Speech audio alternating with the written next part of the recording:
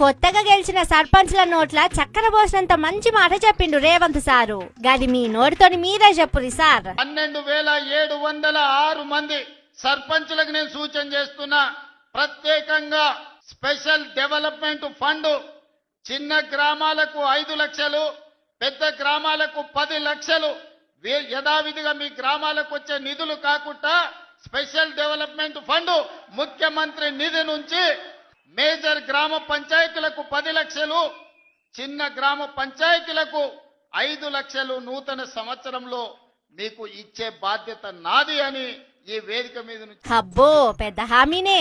హే ఒట్టేసిన హామీలే గట్టెక్కలేవు అంటే గది వేరే ముచ్చట గాని వెనక పొంటి ఇంకా చాలా కథలే ఉన్నాయి అంటుర్రు. సార్ ఏం చేసినా ఎన్నికల టైంలోనే చేస్తాడు కదా. మొన్న చీరలు ఇచ్చినా, అంతకు ముంగట రైతు భరోసా ఇచ్చినా, అజారుద్దీన్ సార్ కు మంత్రి పదవి ఇచ్చినా ఎన్నికల టైమే అని చూసిరు కదా. మరి ఇప్పుడు ఈ 10 లక్షల హామీ ఇప్పుడు ఇచ్చినా గా పైసలు ఊళ్ళోకి వచ్చే టయానికి ఎంపీటీసీ జెడ్పీటీసీ ఎన్నికలు వస్తాయి కదా. గా టైం కు సర్పంచ్లను మచ్చిగా చేసుకునుడు, నువ్వు మా పార్టీలోకి వస్తేనే గీ నిధులు వస్తాయి అనులో జరుగుతుందని లెక్కలేస్తుర్రు. ఇంకో మాట ఏమన్నాడో ఇంటరా?